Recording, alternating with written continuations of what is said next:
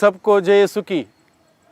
और आज के दिन में मैं बातचीत करना चाहता हूँ कि हम सभी समस्याओं से, परेशानियों से कैसे बाहर आएं। समस्याएं सबके पास हैं और परेशानियां हर जगह पर हैं। हर व्यक्ति के जीवन में परेशानियां हैं। किसी से भी आप जाके पूछो कैसे हो, उत्तर भले ही वो बताए हम ठीक हैं, लेकिन उसके साथ बैठ के बातचीत करो तब आपको पता चलेगा कि उसके क्या क्या परेशानियां हैं, क्या क्या दिक्कतें हैं, क्या क्या चुनौतियां हैं, क्या क्या मुसीबतें हैं, वो धीरे धीरे हमें पता चलता है। और इस प्रकार से कुल मिला के देखा जाए, इस दुनिया में हर कोई व्यक्ति कहीं ना कहीं किसी ना किसी प्रकार से परेशान हैं, दुखी हैं, पीड़ित हैं। और हम में से कोई भी नहीं चाहता है कि हम सभी परेशानियों में रहें, दुख में रहें, पीड़ाओं में रहें, संकट में रहें, मुसीबत में रहें। कोई नहीं चाहता है, ये बात स्पष्ट है। अब सवाल यह है, इन तमाम प्रकार के परेशानियों से बाहर आना हो तो हमें क्या करना है, इस बात पर हम लोग आज के दिन में विचार करेंगे। परेशानियां हैं, मुसीबतें हैं, दिक्कत हैं और बहुत सारी ऐसी बातें हैं। अब सवाल यह है, इन सबों से कैसे बाहर आना है और बाहर आने के लिए क्या करना है, इस बात पर हम आज के दिन में विचार करेंगे। इसके लिए मैं आप सबों को सुझाव देता हूँ, आयुब का ग्रंथ अध्याय 11 पद संख्या 13 और 14।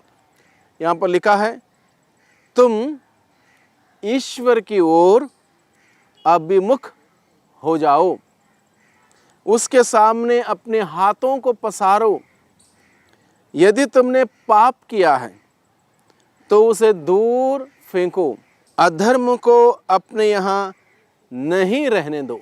ये 4 बातें यहाँ पर दी गई हैं। सबसे पहली बात है, ईश्वर की ओर अभिमुख हो जाओ। दूसरी बात है, उस ईश्वर के सामने अपने हाथों को पसारो। तीसरी बात है, यदि तुमने पाप किया है तो उसे दूर फेंको। और चौथी बात है, अधर्म को अपने यहाँ नहीं रहने दो। ये 4 सुझाव यहाँ पर दिए गए हैं और ये चारों सुझाव हम सबों के समस्याओं से, परेशानियों से, मुसीबतों से, दिक्कतों से, संकटों से, चुनौतियों से बचने के लिए और सामना करने के लिए और उससे मुक्त होने के लिए सुझाव हैं। सबसे पहले सुझाव है, तुम ईश्वर की ओर अभिमुख हो जाओ। मुख्य रूप से अगर हम ध्यान दें, हमारे व्यक्तिगत जीवन पर ध्यान दें, क्या होता है, नॉर्मली सामान्य रूप से लोग क्या करते हैं, लोग जब परेशान होते हैं, दुखी होते हैं, मुसीबत में फंसते हैं, उसके पास जाते हैं, इसके पास जाते हैं, उधर जाते हैं, वो उधर जाते हैं। किसी ने कहा फलाना जगह पर जाओ, किसी ने कहा उस व्यक्ति के पास जाओ, किसी ने कहा वो इधर जाओ, किसी ने कहा उधर की यात्रा करो, किसी ने कहा किसी को रोटी खिलाओ, किसी ने कहा कुछ कहा, किसी ने कुछ कहा। ये सारे कार्यकलाप में लोग लगे रहते हैं। प्रभु क्या कहता है? प्रभु कहता है, तुम ईश्वर की ओर अभिमुख हो जाओ।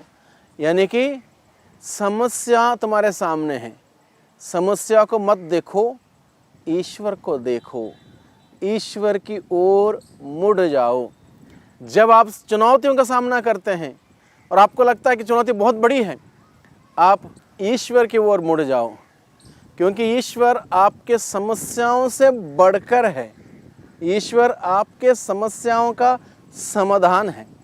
इसलिए ईश्वर क्या कहता है, ईश्वर की ओर अभिमुख हो जाओ, समस्या से इस समाधान की ओर, यानी कि ईश्वर की ओर, संकट से, मुसीबत से समाधान की ओर, यानी कि ईश्वर की ओर अभिमुख हो जाओ। क्योंकि ईश्वर सब कुछ कर सकता है, मनुष्य कुछ नहीं कर सकता है।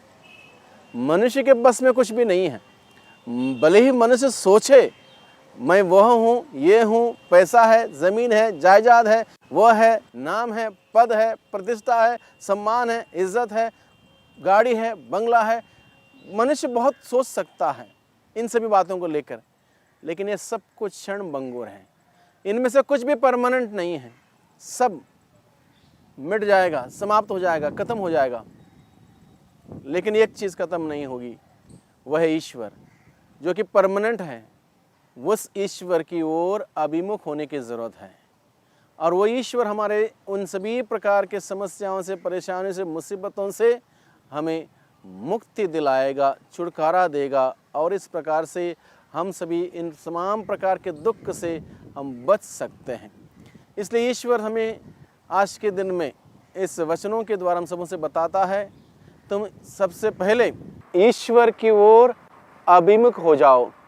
और जो व्यक्ति उस ईश्वर की ओर बढ़ता है, अभिमुख होता है, उसके पास जाता है, मैं समझता हूँ वो इंसान हर प्रकार की समस्याओं से नहीं घबराएगा, बल्कि समाधान प्राप्त करेगा उस ईश्वर के माध्यम से। संकट मुसीबतों से छुटकारा प्राप्त करेगा, हर प्रकार के हार से जीत प्राप्त करेगा, हर प्रकार के दुख से सुख प्राप्त करेगा, क्योंकि ईश्वर के पास सब कुछ संभव है। ईश्वर सब कुछ पॉसिबल कर सकता है, संभव कर सकता है, सब कुछ ईश्वर के अधीन है, ईश्वर के नियंत्रण में है, ईश्वर के अधिकार में है। इसलिए ईश्वर हम सबों से बताता है, तुम सबसे पहले ईश्वर की ओर अभिमुख हो जाओ। Hallelujah, hallelujah, hallelujah. दूसरा सुझाव है, उसके सामने अपने हाथों को पसारो। उस ईश्वर के सामने अपने हाथों को पसारो। हम मांगते हैं हमारी ज़रूरतों में। छोटा बच्चा अपने पापा से, अपने मम्मी से, अपने भाई से, बहन से मांगता है, और हम सब के सब हमारी ज़रूरतों के लिए एक दूसरे से मांगते हैं। ईश्वर क्या कहता है? हम अपने दुख, संकट, परेशानी, मुसीबतों से, चुनौतियों में हम ईश्वर के सामने अपने हाथों को पसारें, अपने हाथों को उसके सामने बढ़ाएं, क्योंकि वो हमारा पिता है। वो हम सबों से बेहद प्यार करता है। जब हम उसके बच्चे उस ईश्वर के पास जाके अपने हाथों को पसारेंगे, हाथों को आगे बढ़ाएंगे और मांगेंगे, प्रार्थना करेंगे, वो ईश्वर हमारी प्रार्थना सुनेगा, क्योंकि उस ईश्वर ने अपने वचन के द्वारा हम सबों से कहा है, मांगो और तुम्हें दिया जाएगा, ढूंढो और तुम्हें मिल जाएगा, खटखटाओ और तुम्हारे लिए दरवाज़ा खोला जाएगा। और इस बात को ईश्वर ने बहुत दावे के साथ कहा है, जो मांगता है उसको दिया जाता है, जो ढूंढता है उसको मिल जाता है, और जो खटखटाता है उसके लिए दरवाज़ा खोला जाता है। और इस प्रकार से ईश्वर कहता है, बुरे होने पर भी यदि तुम अपने बच्चों को सहज ही अच्छी चीज़ें देते हो, यानी कि अंडा मांगे उसको बिच्छू नहीं देते हो, रोटी मांगे तो सांप नहीं देते हो, पत्थर नहीं देते हो, बल्कि उसकी अच्छी चीज़ें देते हो, तो स्वर्गीय पिता तुम्हें, यानी कि मांगने वालों को, पवित्र आत्मा क्यों नहीं देगा? ईश्वर अपने वचन के द्वारा हम सबों से बातें करते हुए कहता है, यानी कि उसके सामने अपने हाथों को पसारते हुए हम कहें, पिता मुझे उस आत्मा का अभिषेक दीजिए, नए तरीके से, ताज़ा तरीके से आत्मा के अभिषेक से मुझे भर दीजिए। मुझे आपके पवित्र आत्मा का अभिषेक की ज़रूरत है।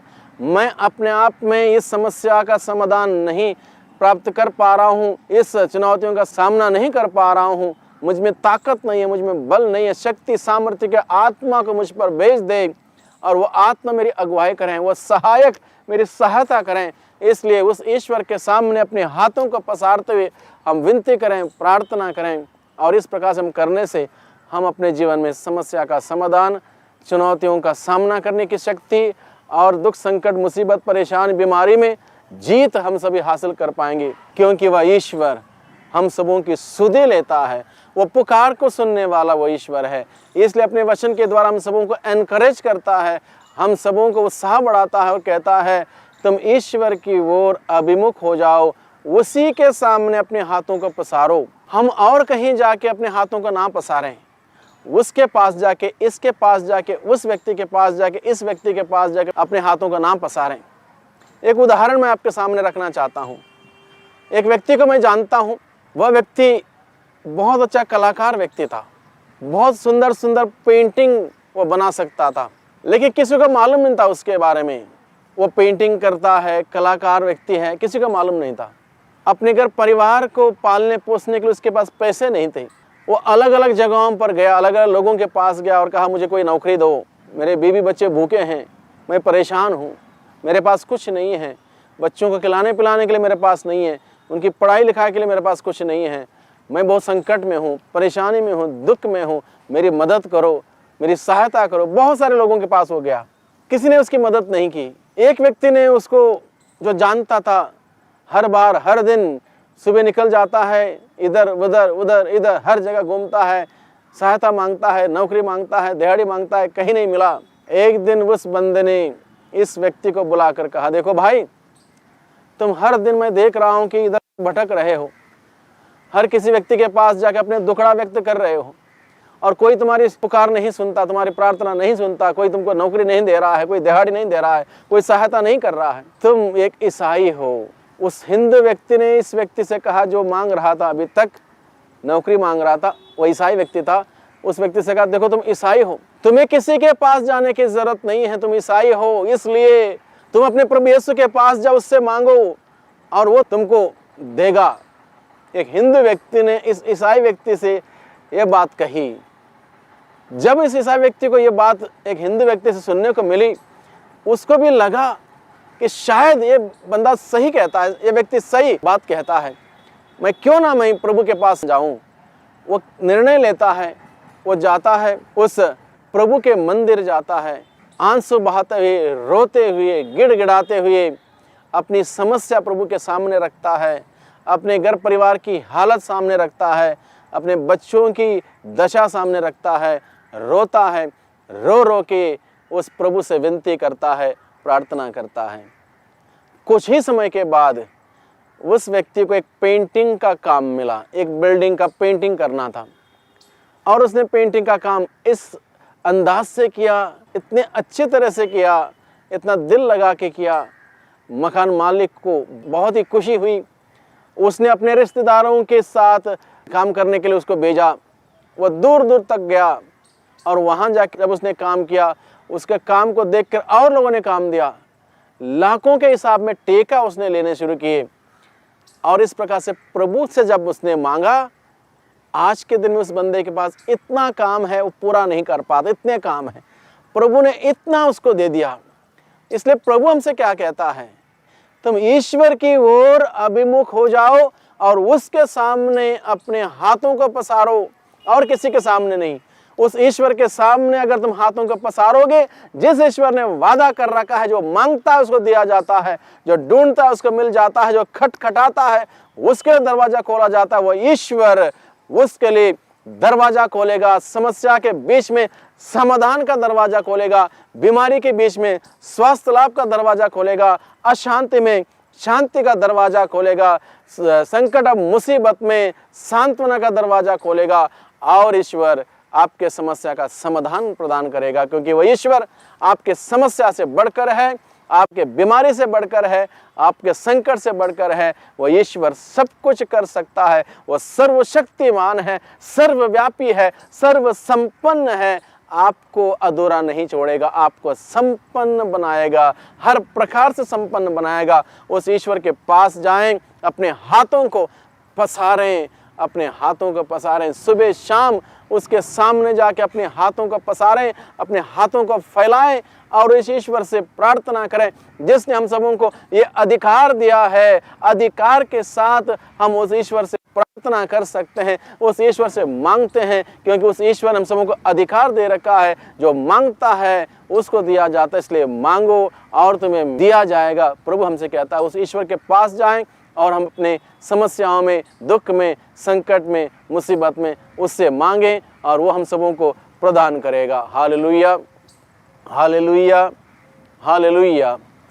तीसरा समाधान हम कह सकते हैं, या तीसरा तरीका समस्या में समाधान पाने के लिए प्रभु बताता है, यदि तुमने पाप किया है तो उसे दूर फेंको।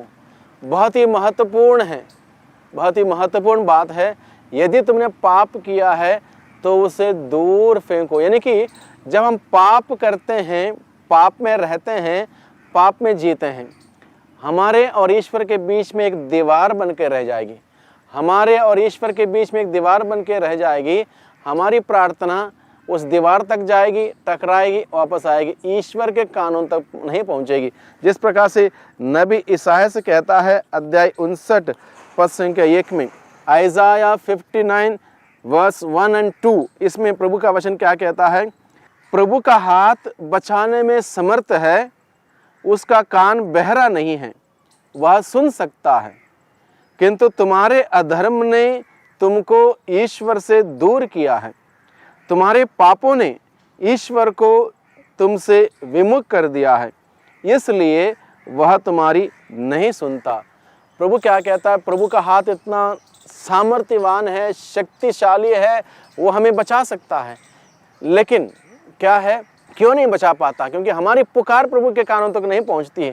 क्योंकि प्रभु कहता है, तुम्हारे पापों के वजह से, अधर्म के वजह से तुम्हारे और ईश्वर के बीच में एक ऐसी दीवार लग चुकी है, जिस दीवार से आवाज़ पार होके, पुकार पार होके ईश्वर के कानों तक नहीं पहुंचती है। वो सुन सकता है, वो बहरा नहीं है, सुन सकता, लेकिन तुम्हारे अधर्म और पाप की वजह से तुम्हारी पुकार उसके कानों तक नहीं पहुंचती है, इसलिए वह नहीं सुनता। इसलिए प्रभु हमसे क्या कहता है? यदि तुमने पाप किया है तो पापों को दूर फेंको। यदि तुमने पाप किया है तो पापों को दूर फेंको। समस्याओं में से समाधान प्राप्त करने के लिए क्या करना, इस सवाल को लेकर हम लोग मनन चिंतन कर रहे हैं। सबसे पहला ऑप्शन, सबसे पहला हम सबों के लिए एक मार्गदर्शन के रूप में बात क्या बताई गई है? तुम ईश्वर की ओर अभिमुख हो जाओ, ईश्वर की ओर मुड़ने के लिए कहा है। दूसरी बात, उसके सामने अपने हाथों को पसारने के लिए कहा है। तीसरी बात कहा है, यदि तुमने पाप किया है तो पापों को दूर फेंको। यानी कि पाप हमारे जीवन में रहेगा तो हमारे और ईश्वर के बीच में वह संबंध नहीं रहेगा, वह संपर्क नहीं रहेगा। जिस प्रकार से दाखलता से जो डालियाँ कट जाएंगी, दाखलता से जुड़ी नहीं रहेंगी, उनके अंदर दाखलता से जीवन का रस प्रवाहित नहीं होगा, तो डालियाँ सूख जाएंगी, मुरझ जाएंगी। यानी कि डालियों में जीवन बना रहना है, उस दाखलता में जुड़े रहना होगा। उसी प्रकार से हमारा जीवन पाप की वजह से कट गया हो, ईश्वर से जीवन हमें नहीं मिलेगा, आनंद नहीं मिलेगा, खुशियाँ नहीं मिलेंगी, बल नहीं मिलेगा, शक्ति नहीं मिलेगी, सामर्थ्य नहीं मिलेगी, तो हम कुछ भी नहीं कर पाएंगे। इसलिए प्रभु का वचन हमें क्या सुझाव देता है?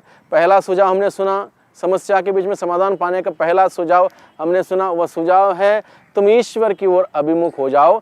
दूसरा सुझाव है उसके सामने अपने हाथों को पसारो। तीसरा सुझाव है यदि तुमने पाप किया है तो उसे दूर फेंको। यानी कि हम सबके सब पापी हैं, हम कह नहीं सकते हैं कि हमने पाप नहीं किया है, हमने सब में पाप किया। इसलिए ईश्वर का वचन हमें क्या सुझाव देता है? यदि तुमने पाप किया है तो उस पापों को दूर फेंको। यानी कि हमें पापों के लिए पश्चाताप करना होगा, पापों के लिए रोना होगा, आंसू बहाना होगा, उन पापों को दोबारा नहीं करने का संकल्प लेना होगा।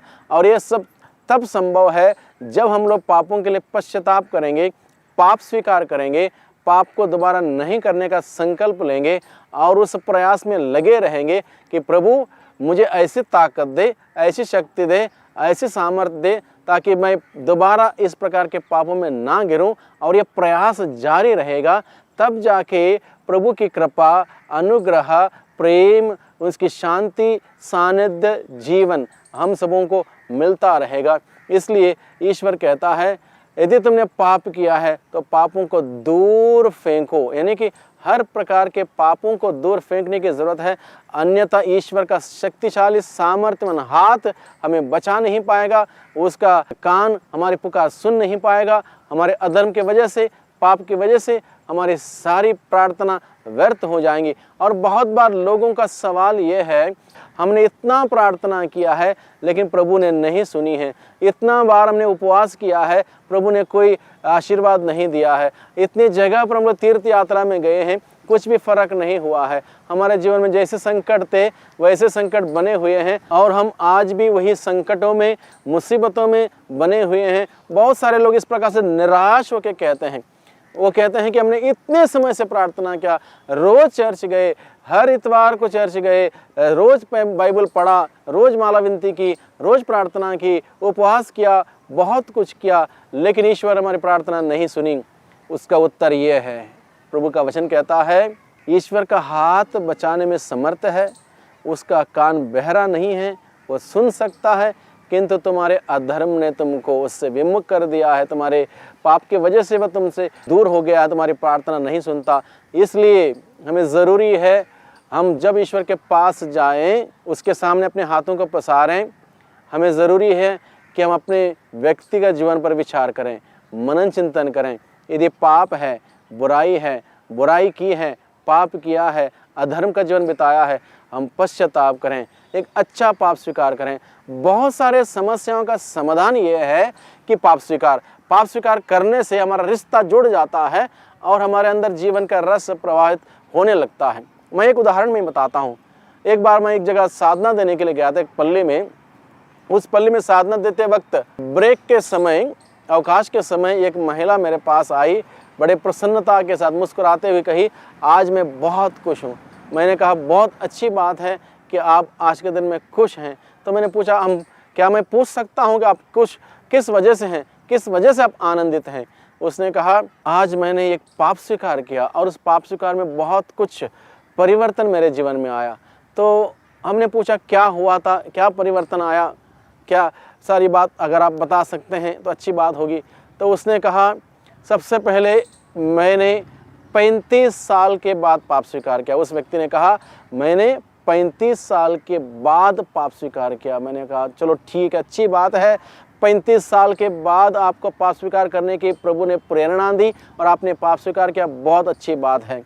उसके बाद उस स्त्री ने क्या कहा, मैं कम से कम पिछले 20, 22, 25 साल से 30 साल से लगभग मैं अपने रीढ़ के हड्डी में तकलीफ़ के लिए, परेशानी के लिए दवाई खाते आई हूँ और वह दवाई आज तक मैंने खाई है और मैं बैठना मुझे मुश्किल होता है। कहीं जाती हूँ, तकिया लेके जाती हूँ ताकि मैं आराम से बैठ पाऊँ। 2 तकिया मैं लेके जाती हूँ, एक बैठने के लिए, एक पीठ में लगाने के लिए। इस प्रकार से यात्रा करना हो, जाना हो, आना हो, मेरे पास वो 2 तकिया हमेशा रहते हैं, दवाई हमेशा रहती है। इस प्रकार का जीवन मेरा था। लेकिन आज मैंने जब पाप स्वीकार किया, पाप स्वीकार करने के समय ऐसे बिजली जैसा मुझे लग गया, मेरे रीढ़ की हड्डी में जो तकलीफ़ बनी हुई थी, मुझे अभी आराम लग रहा, मुझे तकलीफ़ नहीं हो रही है, बैठने में मुझे दिक्कत नहीं हो रही है, अब मुझे बहुत ही आराम हो रहा है। उस स्त्री ने अपनी गवाही दी। तो मैंने कहा, बहुत अच्छी बात है। यानी कि प्रभु का वचन क्या कहता है, यदि तुमने पाप किया, अपने पापों को दूर फेंको, पश्चाताप करो और प्रभु की आशीष आएगी। और एक सुझाव है, वो सुझाव ये है, अधर्म को अपने यहाँ यानी कि दिल में, अधर्म को अपने यहाँ यानी कि मन में नहीं रहने दो। किसी प्रकार की बुराई, बुरी सोच, बुरे विचार, बुरी बातें, बुरी भावनाएं नहीं रहने दो। अधर्म को अपने यहाँ, अपने जीवन में, अपने मन में, अपने दिल में नहीं रहने दो। अगर ऐसा होगा, हम सुखी रहेंगे, इस धरती पर आनंदित रहेंगे, स्वस्थ रहेंगे, खुश रहेंगे, हर प्रकार के समस्याओं से समाधान हमें मिलता रहेगा और हम प्रभु के साथ आनंद मनाएंगे, परिपूर्णता का जीवन को जिएंगे, सुंदर जीवन जिएंगे, बहुतायत का जीवन जिएंगे। इस प्रकार से हम सबों के जीवन में प्रभु की वो आशीष, वो खुशियाँ, वो प्यार, वो मोहब्बत बना रहेगा और हमें किसी बात की शिकायत नहीं रहेगी। यदि प्रभु हमारे साथ हैं, कौन सी बात हमारे लिए मुश्किल होगी, यह बात हमारे जीवन में सार्थक सिद्ध होगा। इसलिए हम सभी आज के दिन में क्या करें, हमारे समस्या में, दुख में, पीड़ा में, मुसीबत में, चुनौती में उस ईश्वर की ओर अभिमुख हो जाएं, उसके सामने अपने हाथों को पसारें। यदि पाप है तो पापों को दूर फेंकें, पश्चाताप करते हुए, पाप स्वीकार करते हुए, और हर प्रकार के अधर्म को अपने यहाँ से दूर रखें, जिससे कि हम पवित्र जीवन बिताएं और पवित्र प्रभु हम सबों को वो अनुग्रह, आशीष प्रदान करें। पिता, पुत्र और पवित्र आत्मा के नाम पर आमीन।